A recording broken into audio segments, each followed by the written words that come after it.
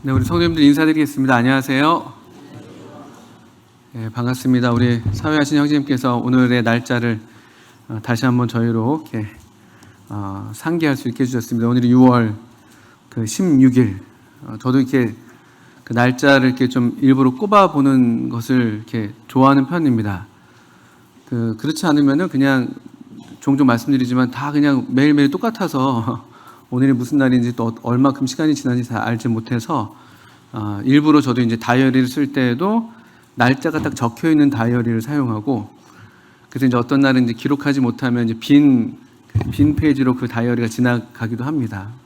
또 가끔 또 뭔가 좀 이렇게 적을 것들이 있겠다 싶어서 이렇게 또 앉아서 적게 되면 또 그날을 한 번 더 이제 생각하게 되는 그런 경험들을 하게 됩니다. 그 성경에도 실제로 이렇게 그 날짜, 해와 달과 또 날을 이렇게 적어서 기록하는 그런 곳들이 많이 나옵니다. 성경이 이제 우리 하나님의 기록이기도 하지만 또 하나님의 역사이기도 하지만 또 사람의 또 기록이기 때문에 또 우리 사람의 삶의 이야기니까, 사람이 우리가 사는 게 사실은 이런 이제 시간, 날짜, 이런 시간과 또 공간에 우리가 이제 제한을 받기 마련이죠. 그 영향을 받기 마련이고, 그것을 극복하기가 쉽지가 않습니다. 그래서 실제로 성경을 읽을 때, 우리가 보통은 그냥 어떤 사건이나 그냥 어떤 그 이야기들 중심으로 또는 한두 말씀들 중심으로 이렇게 우리가 또 교훈을 받곤 하는데, 그것과 더불어서 한번 성경을 또 읽었을 때, 이 배경이 되는 시간이나 공간들, 시간적 배경이라고 하고 공간적 배경이라고 합니다. 우리 중고등학생들이 이제 배웠을 텐데, 그런 것들을 좀 보시면서 읽으시면 조금 더 또 우리가 조금 더 받을 수 있는 그런 교훈들이 더 있겠다고 생각이 드는데요. 오늘 우리가 살펴본 본문도 그런 날짜로 시작하는 그런 본문이 되는데요. 우리 출애굽기 16장을 한번 펴주시면 감사하겠습니다. 출애굽기 16장. 출애굽기 이야기들은 워낙에 우리한테 익숙한 이야기들이어서 또 여러 면에서 또 여러 차례 또 때를 따라서 주님께서 이 말씀들을 통해서 은혜를 주셨을 텐데, 오늘도 우리 주님이 도우셔서 우리에게 주시는 그런 양식이 이 말씀을 통해서 있기를 바라는 마음이 있습니다. 출애굽기 16장 1절부터 7절까지 제가 먼저 한번 읽어보겠습니다. 우리 성도님들 다 찾아주셨다면 구약성경 105쪽에 있고요. 출애굽기 16장 1절부터 7절을 한번 읽어보도록 하겠습니다. 이스라엘 자손의 온 회중이 엘림에서 떠나 엘림과 시내산 사이에 있는 신 광야에 이르니 애굽에서 나온 후 둘째 달 15일이라. 이스라엘 자손 온 회중이 그 광야에서 모세와 아론을 원망하여 이스라엘 자손이 그들에게 이르되, 우리가 애굽 땅에서 고기 가마 곁에 앉아 있던 때와 떡을 배불리 먹던 때에 여호와의 손에 죽었더라면 좋았을 것을 너희가 이 광야로 우리를 인도해 내어 이 온 회중이 주려 죽게 하는도다. 그때 여호와께서 모세에게 이르시되, 보라, 내가 너희를 위하여 하늘에서 양식을 비같이 내리리니 백성이 나가서 일용할 것을 날마다 거둘 것이라. 이같이 하여 그들이 내 율법을 준행하나 아니하나 내가 시험하리라. 여섯째 날에는 그들이 그 거둔 것을 준비할지니 날마다 거두던 것의 갑절이 되리라. 모세와 아론이 온 이스라엘 자손에게 이르되, 저녁이 되면 너희가 여호와께서 너희를 애굽 땅에서 인도하여 내셨음을 알 것이요, 아침에는 너희가 여호와의 영광을 보리니 이는 여호와께서 너희가 자기를 향하여 원망함을 들으셨음이라. 우리가 누구이기에 너희가 우리에게 대하여 원망하느냐. 7절까지를 먼저 읽었습니다. 잘 아시는 것처럼 이렇게 신광야에 들어서 있는 이 이스라엘 백성들의 이야기입니다. 그리고 서두에 말씀드렸던 것처럼 이 말씀 단락의 시작에는 이 시간, 이 어떤 날짜를 우리에게 알려주는 그런 표지가 기록이 되어 있습니다. 16장 1절 끝부분에 보시면 애굽에서 나온 후 둘째 달 15일. 아마도 애굽에서 나오느라고 했으니까 그 6월절 밤을 기준으로 했을 것 같아요. 그 날을 해 첫날로 정했다고 했으니까요. 그러니까 6월절을 경험한 그 뒤로부터 둘째 달 15일이니까 45일 된 것이죠. 둘째 달 15일이라고 했으니까요. 45일쯤 경과됐습니다.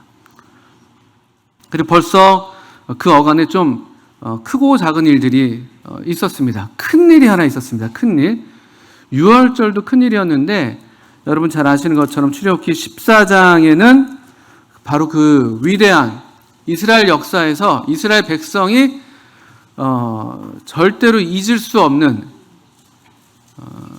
역사적인 사건이죠. 민족의 사건이고 어쩌면은 그 아브라함 이후로 정말 이스라엘 되게 한 그런 절대적인 그런 사건이 바로 출애굽기 14장에 그 어간에 있었던 거예요. 그 45일 어간에 그 무엇인가 하니까 우리 잘 아시는 것처럼 홍해가 갈라진 것이죠. 그 엄청난 물이 쩍하니 가운데가 갈라져서 그 갈라진 사이로 마른 땅을 지나서 이스라엘 백성들이 추격하는 애굽 군대들의 추격을 물리치고 이제 하나님의 능하신 구원의 손을 경험하면서 하나님의 백성으로서 정말 어떤 면에서 첫 발을 띄는 민족적으로 그런 역사적 사건이 바로 그 앞에 있었습니다. 그래서 15장에서는 홍해를 건넌 다음에 모세가 또 이스라엘 자손과 더불어서 이거 하나님을 찬양하지 않을 수가 없으니까 이 놀라운 위대한 일을 경험하고 나서 어떻게 어찌 찬양 안 할까 그런 가사처럼 찬양이 절로 나온 것이죠. 하나님께서 무슨 찬양을 가르치셨다는 그런 내용이 없어요. 그냥 이것은 정말 하나님의 이 놀라운 구원을 경험한 하나님의 백성들의 이 자발적인 그냥 우리 내적인 반응으로서 그냥 찬양이 확 터져 나온 것이 출애굽기 15장에 또 기록이 되어 있습니다. 모세와 이스라엘 자손들의 노래, 그리고 미리암과 또 여인들의 노래. 그냥 노래를 부르다 못해서 이제 미리암과 여인들이 이제 소고를 치면서 소고가 이제 그 당시에 소고가 우리 한국식 소고였는지 모르겠지만 어쨌든 뭔가 이렇게 타악기를 두들겨 대면서 그리고 막 춤을 덩신덜치 추면서 그러면서 지금 노래했다는 내용이 사실은 바로 앞에 15장 21절까지 기록이 되어 있는 내용이에요. 근데 사람의 마음이라는 것이 사람 마음 이렇게 바뀌는데 얼마의 시간이 필요할까요? 우리가 지금 읽은 본문을 보니까 둘째 달 15일, 45일은 걸리는가? 이렇게 생각하실지 모르겠지만 사실 이거는 오래 간 거죠. 또 그 앞서서도 이미 그 이스라엘 백성들의 변심 기록이 바로 15장 22절부터 27절까지 어간에 있습니다. 우리 경험만 봐도요, 사람 마음 변하는데 시간 그렇게 오래 필요하지 않습니다. 1분도 안 필요할지도 몰라요. 우리 손바닥 뒤집듯이 이제 마음이 바뀐다 이런 얘기도 하잖아요. 그냥 앞에서 이렇게 좋은 어떤 마음이었다가도 금세 돌아서면 또 그냥 바로 그냥 한순간에 우리 마음이 그냥 확 달라지는 게 우리들의 경험이잖아요. 사람 마음이 원래 그렇습니다. 사람 마음이 갈대순정이라고 말씀하셨으니까 그런 것이죠. 이게 정말 우리가 이걸 믿을 만하지 못한 것은 우리 자신의 경험을 통해서 너무나 잘 알고 있고요. 이스라엘 백성들도 그랬어요. 15장 22절 이후에 보시면 홍해에서 건짐받은 다음에 수르 광야로 들어가서 또 거기서도 22절에 보시면 사흘길쯤 걸었다고 되어 있어요. 한 3일. 얼마나 흥분된 그 경험을 했어요? 홍해가 눈앞에서 갈라지는 이거 저희가 믿기 어려운 그런 일이잖아요. 저라도 이런 경험 한다면 정말 이거 평생 하나님을 섬기겠다고 제가 호언장담할 것 같아요. 이스라엘 백성도 그랬을 텐데 그 엄청난 일을 경험한 다음에 불과 그래도 우리보다 나은 것이죠. 사흘 갔습니다. 사흘. 또 그래서 작심삼일도 이게 또 맞는 건가 싶기도 한데 사흘 갔는데 이유는 있어요. 물을 얻지 못했습니다. 물을. 그 앞에서는요. 우리가 잘 아시는 마라의 쓴물 사건이죠. 물을 얻지 못했어요. 마실 물이 없었습니다. 3일 뒤에는. 그때도 원망을 아주 심하게 했고 그랬을 때 모세가 여호와께 부르짖었다고 되어 있어요. 그냥 가볍게 기도한 게 아니에요. 그냥 씩 웃으면서 이 정도쯤이 한 게 아니라 지금 상황이 너무나 급박하니까 15장 25절 같은 데서는 모세가 여호와께 부르짖었다라고 이렇게 기록이 되어 있고요. 그때 하나님께서 한 나뭇가지를 가리키시고 그것을 물에 던졌을 때 물이 달게 되었다는 그런 또 일들을, 그런 하나님의 은혜를 또 경험했습니다. 또 그 사이에는 또 그렇게 하면서 치료하시는 하나님을 경험한 다음에 15장 27절에서는 엘림이라는 데에 또 이르러서는 거기서는 그래도 또 하나님께서 또 잘 이렇게 선대해 주셨습니다. 거기는 종려나무 70그루가 있었고 물샘 12이 있었습니다. 말하자면 오아시스를 만난 것이죠. 오아시스. 그 사막에서 오아시스를 만났을 때 얼마나 좋았겠습니까? 거기서 얼마나 보냈을까요? 한 달 가까운 시간 좀 보냈을까요? 그래도 우리가 지금 읽었던 이 16장 1절의 본문이 둘째 달 15일이 됐으니까요. 둘째 달 또 15일이 된 것을 보게 되고요. 그리고 이제 2절에 또 다시 보니까 이제 16장으로 넘어오셨죠. 이스라엘 자손이 또 그 광야에서 모세와 아론을 또 원망하기 시작합니다. 이유는 비슷해요. 마라에서의 경험과 비슷한데요. 마라에서는 마실 물이 없어서 그랬고 16장 3절을 보게 되면요. 이때는 정확하게 얼만큼 굶주렸는지 모르겠지만 어쨌든 먹을 것이 없었던 것으로 보입니다. 이 신광야에서는 이 먹을 것이 없어서, 음식이 없어서, 떡이 없어서 하나님도 이 모세와 그 아론을 원망하는 그런 내용이 기록되어 있죠. 그런데 여러분, 이 15장 16장 우리가 지금 자세히 다 살펴보진 못하지만 이 이스라엘이 겪는 이런 일들, 물이 좀 부족하기도 하고요, 좀 먹을 게 좀 없기도 합니다. 아주 풍족하지 못할 때가 있습니다. 근데 이런 일들은 우리가 하나 이 본문을 통해서 그대로 배울 수 있는 건 뭐냐면요, 이런 일들은 그냥 일어나는 일입니다. 이스라엘 백성이 뭘 잘못해서 일어나는 일이 아니에요. 물이 없는 게. 또 하나님이 무슨 특별하게 물론 이제 하나님의 어떤 그런 가르치시는 그런 또 하나님의 백성들을 또 시험하시고 율례를 정하시고 시험하신다고 말씀하셔서 그런 의도가 없진 않으셨겠지만 그냥 일어나는 일들이에요. 왜 일어나냐? 이스라엘 백성들이 광야에 있기 때문에 그냥 우리가 그들이 당하는 일이 되는 것이에요. 광야에 있기 때문에. 광야에 나와 있기 때문에 물이 부족하고 먹을 게 부족하게 되는 것이 일반의 경험이라고 우리가 하나 배울 수 있습니다.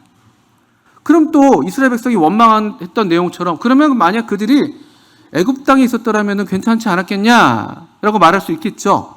그러나 애굽 땅에서 삶은 사실은 지금 당장 광야에서 경험하는 약간의 어려움들이 좀 덜할 수는 있을지 몰라도 사실은 이 어려움보다 더 심한, 이것은 그냥 한 자유인이 때때로 줄이고 때때로 목마른 일이라고 할 것 같으면은 애굽에서의 삶은 아예 인간으로서의 존엄성이 박탈된 그런 종류의 삶인 거예요, 사실은요. 근데 사람들은 그걸 혼동합니다. 여기 이스라엘 백성들이 그런 것처럼요.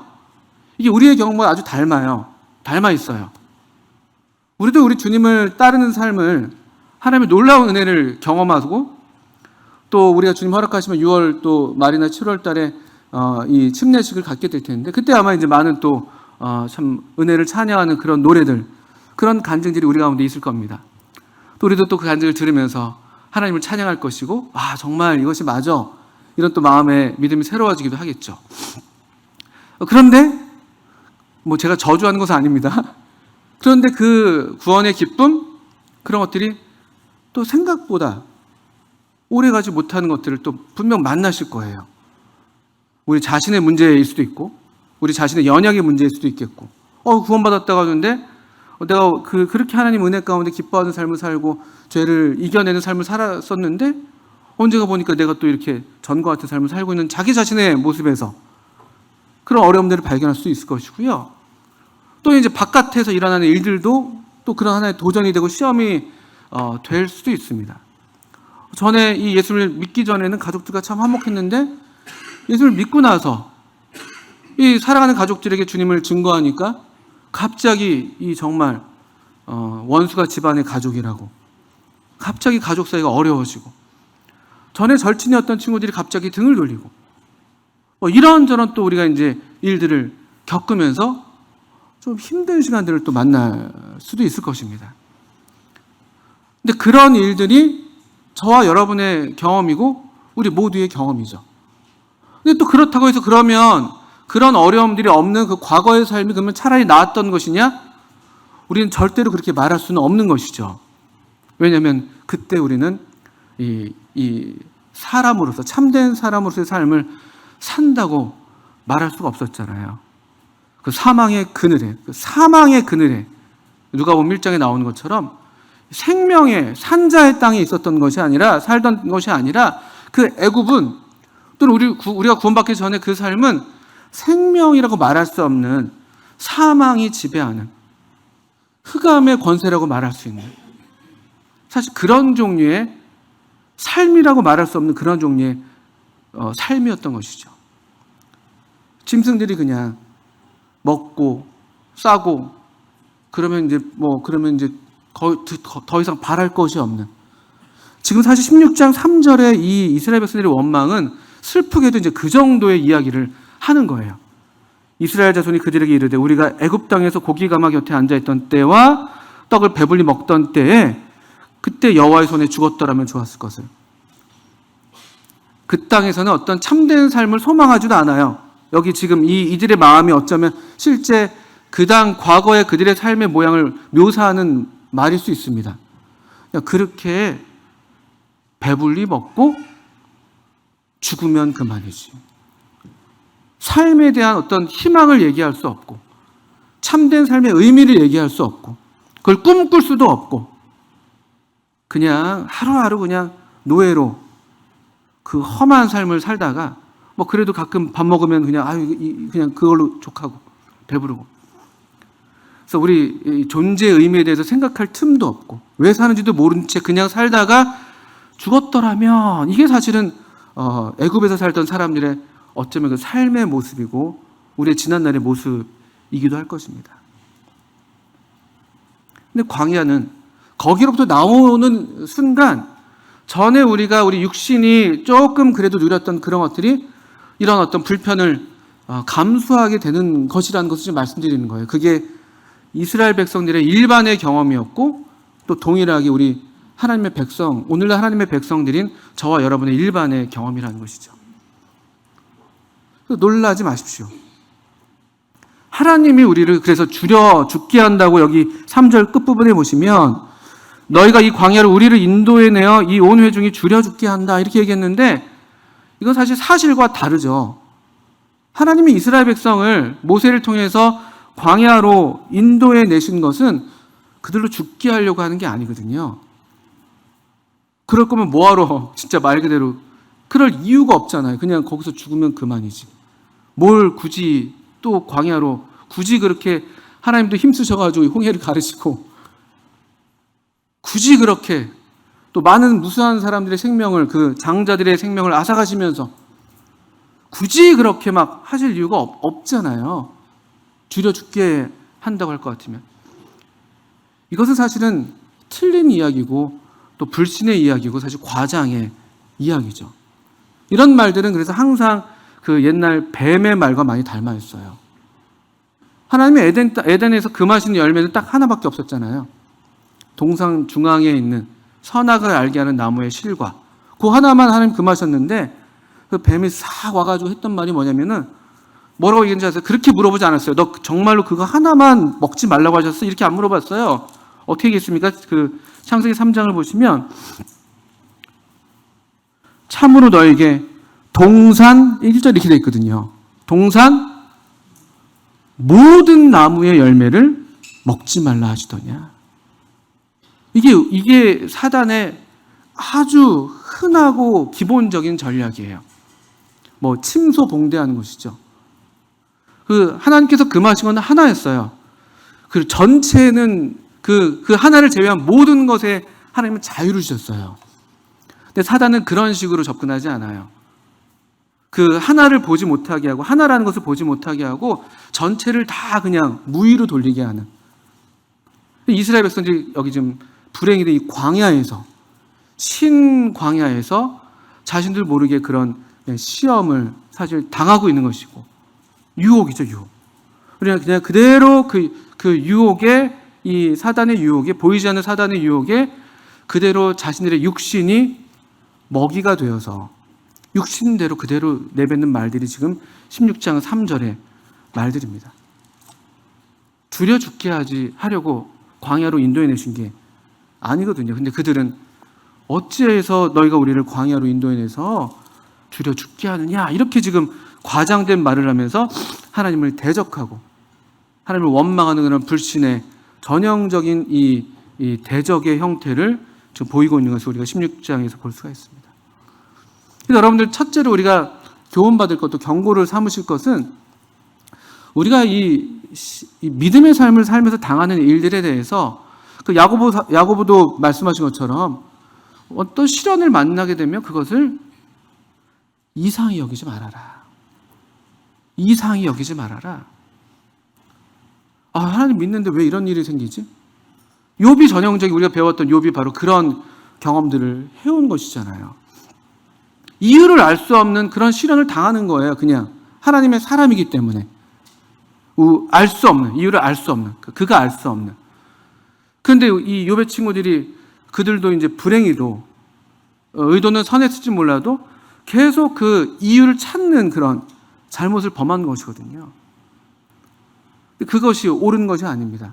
그냥 우리 삶에는 그냥 구원받지 않았을 때의 삶에서도 그렇거니와, 그러니까 수고 슬픔뿐인 삶이라고 우리가 얘기하는 것처럼, 또 다른 종교에서도 그냥 인생이 고해다 이렇게 얘기하는 것처럼, 그냥 우리 삶 가운데 불행히도 이 죄의 이 결과로서 우리 삶에는 이렇게 우리가 이유를 알 수 없는, 우리가 원치 않는 그런 어려움들과 시련들을 그냥 당하기 마련이라는 것이죠.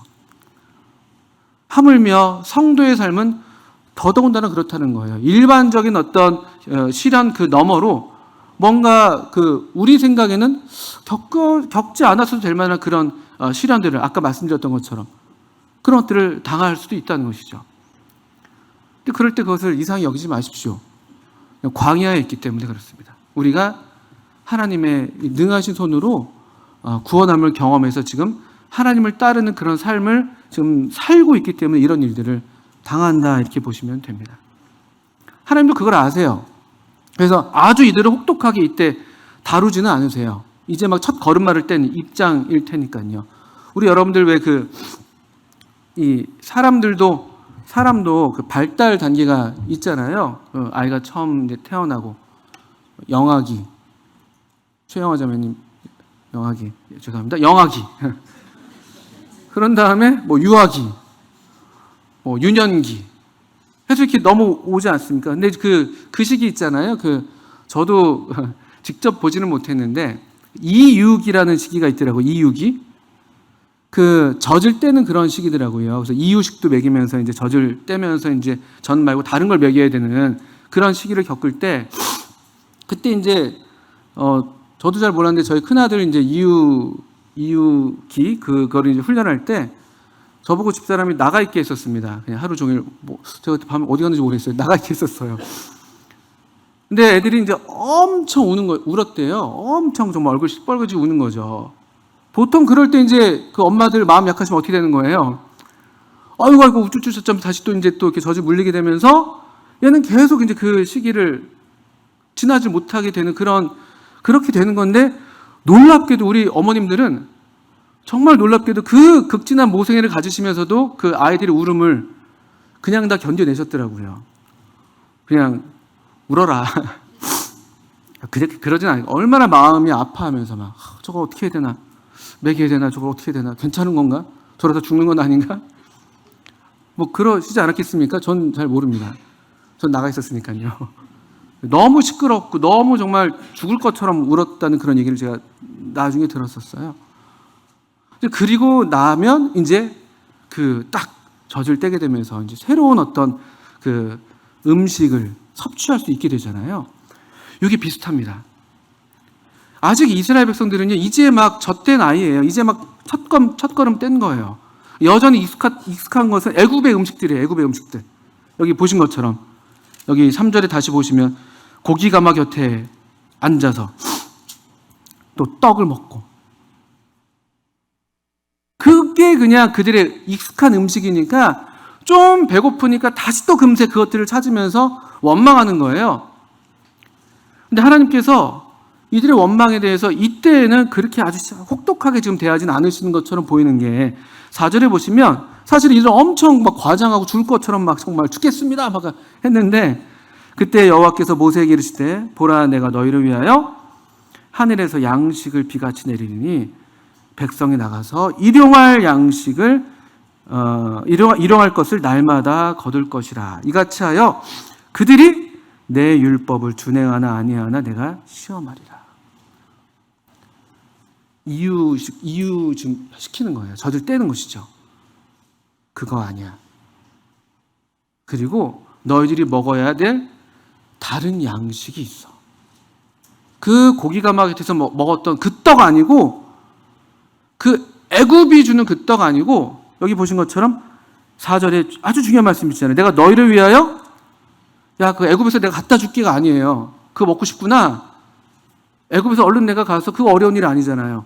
까마귀 보내서 그냥 하면 될 테니까. 메추라기 보내셨는데 메추라기 보내셔서 떡 가져오게 하면 될 텐데, 그렇게 안 하셨습니다. 내가 너희를 위하여 어떻게 하셨다고요? 하늘에서 양식을 비같이 내린다. 출처가 다른 양식을 먹게 되는 거예요. 출처가 다른. 무엇을 먹느냐가, 어떤 살아있는 것이 무엇을 먹느냐가 그것이 무엇인지 알려줍니다. 그 유명한 말 있지 않습니까? 사자는 아무리 굶주려도 뭘 먹지 않는다고요? 예? 제가 지금 의도한 거는 좀 다른 답변이 나와서 당황스럽습니다. 썩은 고기 안 먹기도 하는군요. 썩은 고기. 아멘. 예, 배웠습니다. 근데 제가 의도했던 거는 아무리 사자가 줄여도 풀은 뜯어 먹지 않는다는 거죠. 풀은. 이것도 맞을 겁니다. 이것도 맞을 겁니다. 사자는 안 먹는 게 두 개가 있군요. 배웠습니다. 그런 것과 같아요. 초식동물은 초식이에요. 초식 그냥. 육식동물은 육식이고, 우리 같은 사람들은 이것저것 다 먹는, 참 그 말이 좀 어감이 안 좋습니다. 잡식이고요. 우리 말고도 잡식동물들이 많이 있죠. 또 우리가 뭘 먹느냐도 되게 우리 어떤 존재를 결정하죠. 그리고 지금 아까 얘기해 주셨던 것처럼 뭘 안 먹느냐도 그 존재를 규정하는 거예요. 뭘 안 먹느냐. 여기 하나님의 백성 이스라엘은 아무리 줄여도 애굽에서 난 것으로는 이제는 그것을 먹지 않는 것이에요. 사람이 아무리 그 배가 고프다고 해서 뭐 성경에 비참한 얘기들이 실제로도 나와 있긴 합니다만, 그 인육을 먹는다든지 그렇게 되면 우리가 그 사람을 사람이라고 말하기가 좀 어려워지잖아요. 그런 어떤 기괴한 그런 그 무엇인가를 우리가 얘기하잖아요. 요즘에 한창 그런 영화들 많이 나오는데요. 사람이 사람을 물어뜯고 사람의 피를 빨아먹고, 그 괴물이거든요. 우리가 그걸 사람이라고 얘기하지 않아요. 왜냐하면 먹어서는 안 될 것을 먹는 것이니까요. 그런 이치가 지금 여기에 있습니다. 하나님께서는 이제 하나님의 백성 이스라엘에게 먹어서는 안 될 것, 설령 그들이 전에 먹었다 할지라도 이제는 먹어서는 안 되는 것, 그리고 이제부터 먹어야 될 새로운 양식, 이것을 지금 가르치고 계시는 거예요. 왜 이런 식성이 달라지고 다른 식성으로 따라 살아야 되느냐? 간단합니다. 존재가 달라졌으니까요. 초식동물이 육식동물 된 거니까요. 말하자면. 또는 우리가 바라는 그 새하늘과 새 땅에서는 육식동물이 다 초식동물 됩니다. 처음 그 에덴에서 그랬던 것처럼. 이 이야기는 그래서 존재가 달라졌다는 아주 중요한 하나의 별것 아닌 것처럼 보이지만 그 근본이 되는 어떤 그런 행위, 어떤 삶의 습관, 삶의 방식에 대한 말씀이 되는 것입니다. 아주 결정적이죠.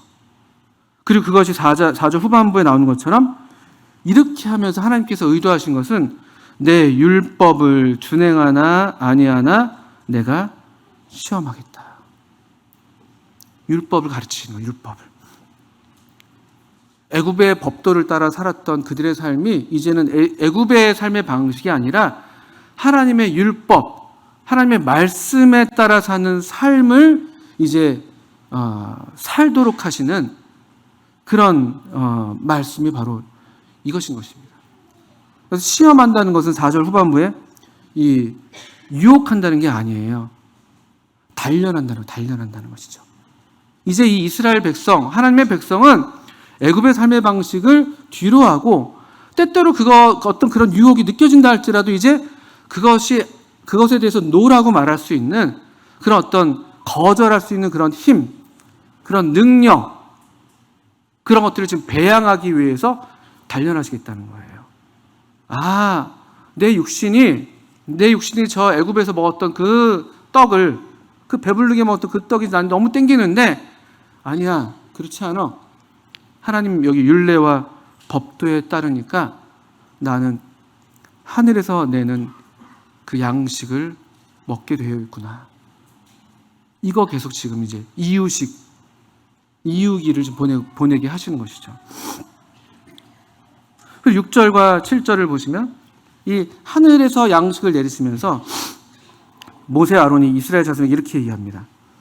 저녁이 되면 너희가 여호와께서 너희를 애굽 땅에서 인도하여 내셨음을 알 것이요 아침에는 너희가 여호와의 영광을 보리니.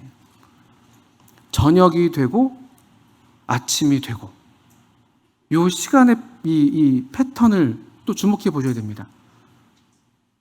이 패턴은 어디에서 여러분 많이 보셨던 패턴이죠? 창세기 1장에서의 바로 그 패턴이에요. 저녁이 되고 아침이 되니 이는 첫째 날이다. 하나님께서 이스라엘 백성들에게 지금 하늘 양식을 먹이시면서 지금 하고 있는 일은 무엇이냐? 새로운 창조를 또 하시는 거예요. 일종의. 이 사람을, 이 민족을 다시 하나님의 백성으로 이제 재형성하시는, 마치 그때 그 첫 창조가 그랬던 것처럼 저녁이 되고 아침이 되니 이 일들이 지금 반복하게 되는 게 사실은 여기 한 기록이 나와 있지만요. 여기 출애굽기 16장이 이 첫날에 이제 첫 기록이 되겠습니다만 이것이 사실은 광야 40년의 모든 날들의 압축입니다. 이스라엘 백성들은 광야에서 이렇게 살도록 하셨다는 거예요.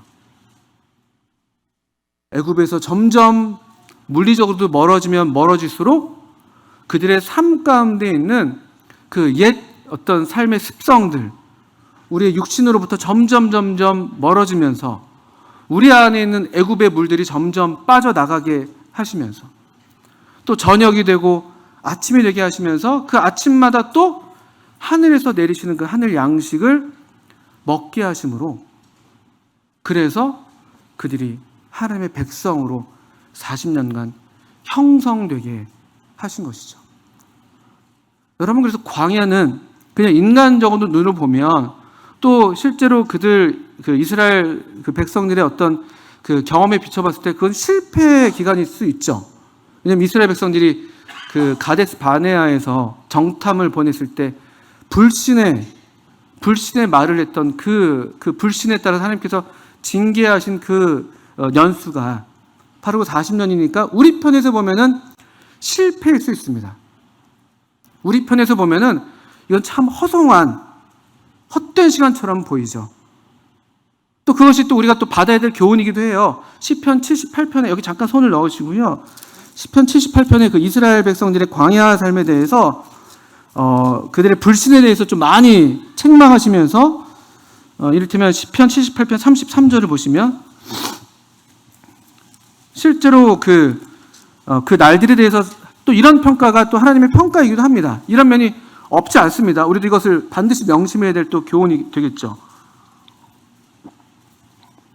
78편 33절에 보시면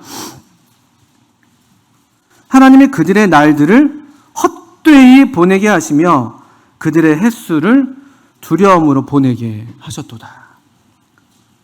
그런 면이 있죠.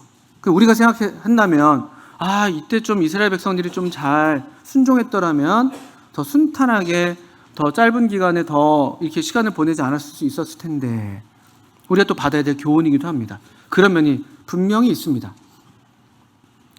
그렇지만 또 동시에 우리가 이 출애굽기 16장을 우리가 읽은 것처럼 이 저녁이 되고 아침이 되는 그 매일의 삶이 여기에 이 40년의 매일의 삶의 반복이 바로 40년을 이뤘던 것이고, 그 매일의 삶에서 그들이 하늘 양식에 대해서 어떻게 반응했느냐가 사실은 그 날들이 헛된 날들이냐 아니냐를 결정하는 그런 요소가 되는 것이에요. 우리가 읽었던 시편 78편 33절 그 윗부분에 보시면 역시 이 만나에 대한 이야기가 이어지고 있어요. 하나님께서 만나를, 우리 78편 피셨으니까 24절 보시면 그들에게 만나를 비같이 내려 먹이시며 하늘 양식을 그들에게 주셨다고 되어 있습니다. 또 25절에 사람이 이 만나가 보통 떡이 아니라고 되어 있어요. 힘센 자의 떡이다. 또는 어떤 번역에는 천사들의 떡이다. 또는 하나님의 떡이다. 이렇게도 번역하기도 하고요. 힘센 자의 떡을 먹었으며 그가 음식을 그들에게 충족히 주셨도다. 또 그가 동풍을 26절 하늘에서 일게 하시며 그의 권능으로 남풍을 인도하시고 먼지처럼 많은 고기를 비같이 내리시고 나는 새를 바다에 모래같이 내리셨도다. 메추라기를 가리키는 것이죠. 그가 그것들을 그들의 진중에 떨어지게 하사 그들의 거처에 두르셨으므로 그들이 먹고 심히 배불렀나니 하나님이 그들의 원대로 그들에게 주셨도다. 얼마나 감사합니까? 이 날들이 계속 40년 동안 이어졌다고 보시면 되는 것이죠. 실제로 민수기 11장을 보니까 메추라기는 좀 뒤에 이렇게 주님께서 주신 것 같아 보이는데요. 어떻든 광야 생활 가운데 하나님께서 이 참 놀라운 하늘 양식으로 그들을 공급하셨어요. 그러니까 그 매일의 삶이 그냥 그런 매일의 날들이, 놀라운 날들이 매일매일 반복됐던 게 사실은 광야였던 것이죠. 근데 또 하나 우리 사람에게 있는 커다란 그 연약이 있다면 이 반복되는 어떤 것에 대해 이제 쉽게 우리가 어떻게 되죠? 그냥 그것이 마치 너무 쉽게 익숙해져 버리는 거죠. 이 무수한 날들, 이 저녁이 되고 아침이 됐던 그 무수한 날들이 지나가니까 오늘도 우리가 마찬가지고요. 2024년 6월 16일 저의 지난 날들, 그 날들이 계속 반복됐고 저녁들이 지나갔고 아침들이 됐고, 근데 반복되면서 우리가 이 일상성에 무뎌지는 게 또 우리의 연약이죠. 그 시간에 매이는 것도 연약이고 또 시간이 흘러가면서 거기에 무뎌지고 망각되는 것도 연약이고, 너무나 정말 아무것도 아닌 존재예요. 그러니까 이스라엘 백성들도 이런 놀라운 하나님의 은혜를 날마다 경험했는데 그것이 이제 30절 보시면 그들이 만족이 되지 않았어요. 반복되는 것들에 대해서 너무 시시하게 여기는, 특별한 것만을 뭔가 중시하는, 이게 우리의 죄성이에요. 에덴에 무수하게 다 먹을 수 있는 그것들은 주목하지 않게 하고 먹지 말라 했던 그것을 보게 하는, 그게 우리의 죄성이거든요. 뭔가 특별한 것. 제가 학생들한테 이런 말 종종 합니다. 졸업한 학생들이 찾아와서 선생님 학교에서 배웠던 거 하나도 기억나는 거 없어요. 뭘 배웠는지 모르겠어요. 근데 좀 놀았던 거 그런 거 기억한다고 그래요. 그 말은 마치 우리나라 12년의 중고등 교육 과정을 무시하고 다 의미 없다는 발언인데 전혀 그렇지 않은 것이죠.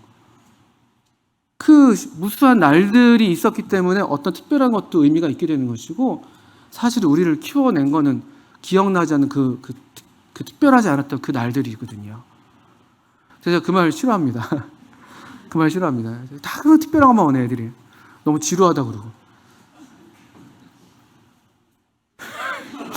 네, 죄송합니다. 감정이. 근데 여기 이스라엘 백성들도 30절에 보시면 시편 78편이에요.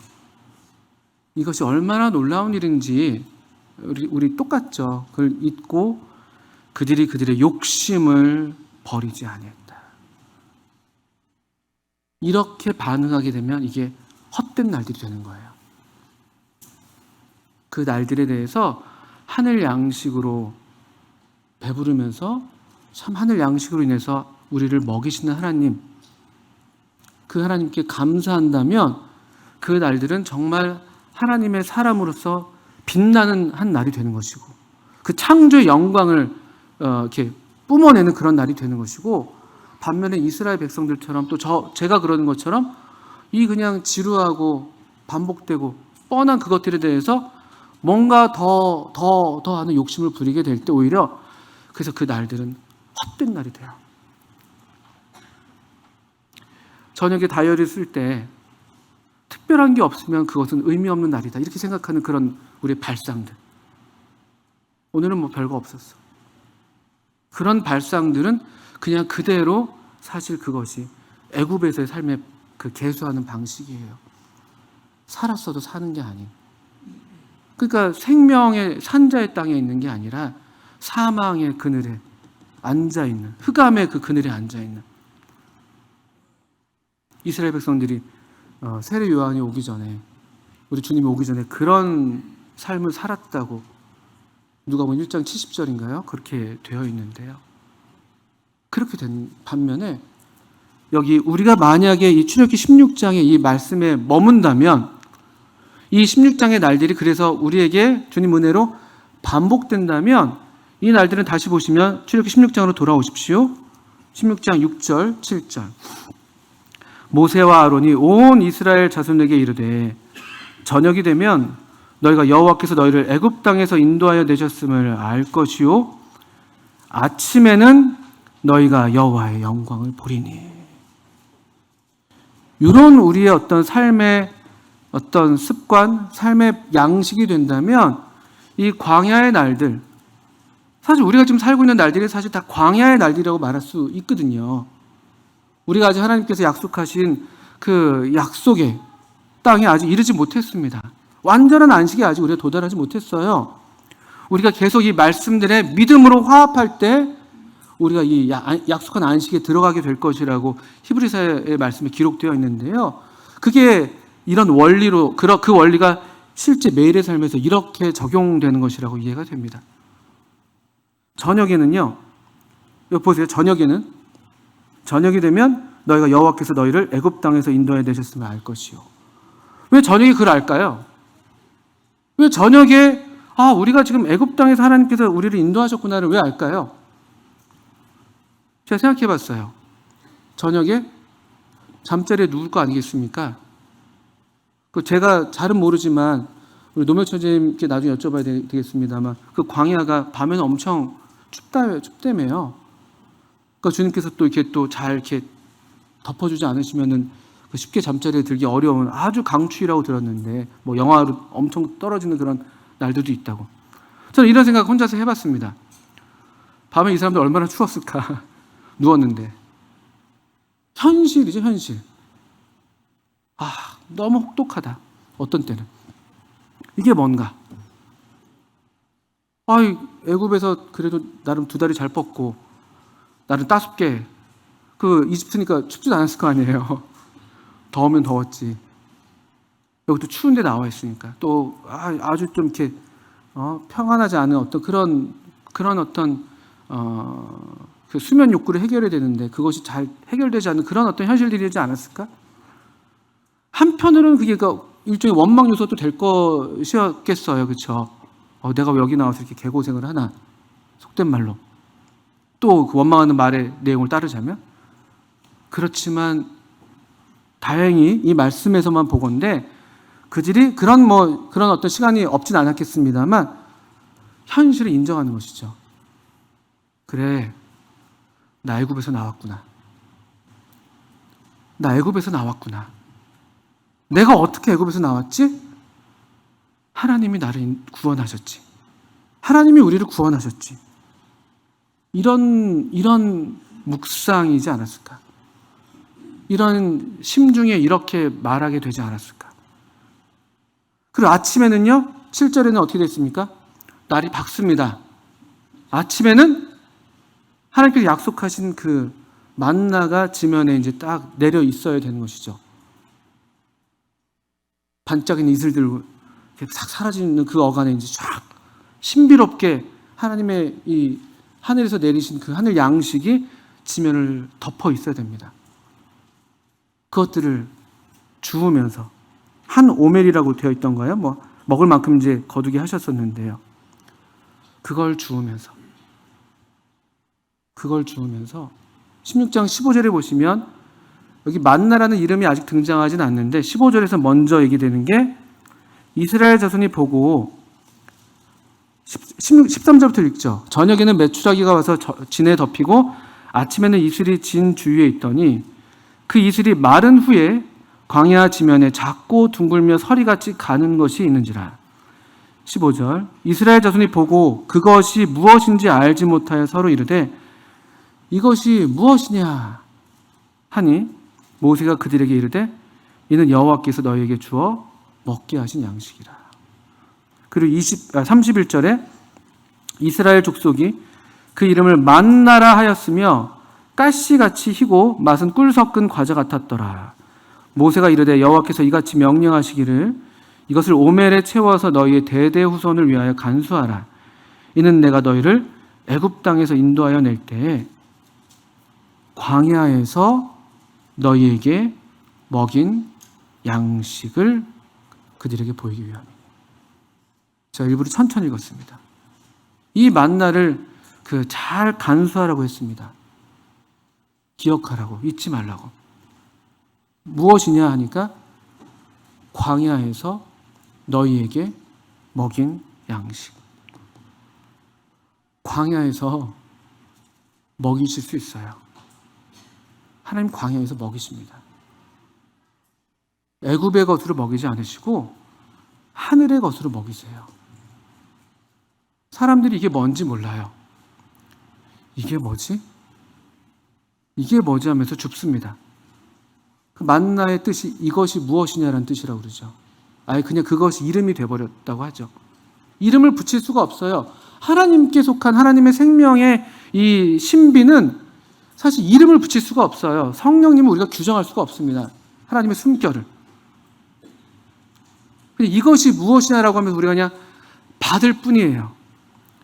15절에 그것들을 주우면서 이게 지면에 떨어져 있는 것이기 때문에 이걸 주우려면요 고개를 숙일 수밖에 없어요. 필연적으로 이걸 무슨 집게처럼 그렇게 하는 게 아니에요. 허리를 굽히고 아주 흥미롭습니다. 허리를 굽혀서 가장 지면까지 손을 뻗어야만 되는, 자연스럽게 그 만나의 출처가 되는 하늘을 향해서 우리가 굽혀 경배하는 그런 모양의 행위여야만이 이 양식을 얻을 수가 있는 것이에요. 그렇게 이 양식들을 이스라엘 백성들은 얻었습니다. 그리고 7절에 그것을 가리켜서 아침에 그들이 얻었던 양식을 또 그렇게 먹이시는 하나님을 그들이 뵈면서 모세는 아주 평이하게 이렇게 그것을 이야기합니다. 아침에는 너희가 여호와의 영광을 보리니. 저녁이 되고 아침이 되니. 저녁이 되면 하나님께서 너희를 애굽 땅에서 인도해냈음을 알 것이요. 아침에는 너희가 여호와의 영광을 보리니. 이것이 광야를 사는 우리 삶의 그냥 본질을 보이는 말씀이라고 생각이 들어요. 40년이 되든 또 우리가 이 지상에서 사는 우리의 삶의 연수를 따라서 저녁이 되면 저녁이 옵니다. 우리의 현실이 우리를 깨우는, 또 현실이 우리를 엄습하는 그런 날들이 와요. 그런 날들이 또 있는 것이 사실이라고요. 광야니까. 근데 또 아침이 와요. 또 아침에는 하나님의 영광을 우리가 보고 또 아침에 우리를 먹이시는 그 하늘 양식을 먹으면서 또 그 광야를, 그 날들을 삽니다. 우리가 알게 모르게 그 날들을 살아가면서 한 걸음 한 걸음, 때때로 우리가 어디에 있는지 모르지만 얼마나 더 가야 되는지 모르지만 한 걸음 한 걸음 하나님께서 약속하신 그 땅으로 우리를 인도하시는 거예요. 광야가 우리의 목적지가 아니니까요. 우리 시편 30편에 읽으셨을 텐데 거기 이런 말씀 있죠. 저녁에는 울음이 깃들지라도 아침에는 기쁨이 찾아오리니. 시편 30편에 우리가 읽었던 말씀에 있었습니다. 저와 여러분이 이런 하나님의 백성으로 이제 하늘 양식으로 계속 힘센 자의 양식을 먹어가시면서 드셔가시면서 이제 이 우리의 육신과 세상에 대해서 우리가 과거에 살아왔던 삶의 방식에 대해서 또 때때로 광야에서 여전히 드는 그런 유혹들에 대해서 어떻게 하나님께서 광야에서 식탁을 낼 수가 있겠어요? 이게 이스라엘 백성들의 그 불신의 말이었고 또 예수님의 제자들도 그 광야에서 사람들이 많아서 있었을 때 먹을 것이 없었을 때 이 광야에 먹을 것이 없습니다. 우리는 그렇게 얘기해요. 우리는 광야에서 식탁을 내겠습니까? 광야에 먹을 것이 없습니다. 그렇지 않습니다. 하나님이 예수님이 제자들과 함께 계시고 하나님의 백성들과 함께 하시고 또 우리 주님이 친히 이 만나가 가리키는 바 나는 하늘에서 내려온 산떡이다. 모세가 너에게 주었던 떡을 너희들의 조상이 먹었어도 죽었는데 하늘로서 내려온 떡을 먹으면 살 것이다. 영원히 살 것이다. 이 주님을 우리가 날마다 이 주님을 더불어서 주님과 친교를 누리시고 또 주님의 이 양식 대신 우리 주님을 얻어 잡수시면서 그렇게 우리의 광야길들을 가시기를 바랍니다. 하나님의 사람 엘리야가 그 로뎀나무 밑에서 나를 죽여달라고 했을 때 그때 천사가 와서 그를 어루만지면서 재우시고 또 먹이시고 마시게 하셨죠. 그런 다음에 일어나서 먹어라. 너가 가야 될 길을 가야 되기 때문에 이걸 먹어라. 그래서 엘리야가 그 음식의 힘을 의지하여 자기의 길을 갔다는 말씀이 있습니다. 저와 우리 성도님들이 이 음식의 힘, 우리를 먹이시는 하늘 양식의 힘을 날마다 의지해서 날마다 하나님께서 우리를 빚으시는 창조의 영광 가운데 또 때때로 우리의 현실이 또 때때로 우리가 이런 어두운 날들을 지날 때라도 또 심중에 침상에서 묵상하시면서 다시 우리 주님 안에서 평안하시고 또 힘을 얻으시고 또 우리의 갈 길을 끝까지 가게 되시기를 바랍니다. 함께 기도하겠습니다.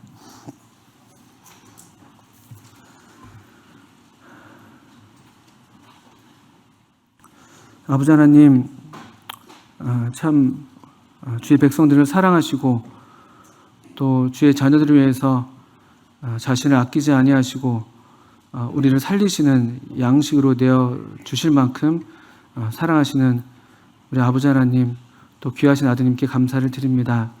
주님, 우리를 도우셔서 계속 우리로 하늘로서 내려오는 이 하늘 양식으로 배부르게 하시고 또 다른 어떤 것을 또 구하고 탐내지 않게 하시고 또 그래서 이 양식의 힘을 의지해서 또 저들의 갈 길을 가게 하셔서 마침내 이 참 주님께서 예비하신 그 약속의 땅에서 해와 같이 빛나는 또 주님과 더불어 영원히 먹고 마시는 그런 참된 복을 또 지금도 또 영원토록 누리게 해주시기를 기도합니다. 예수님의 이름으로 하나님 아버지께 기도합니다. 아멘.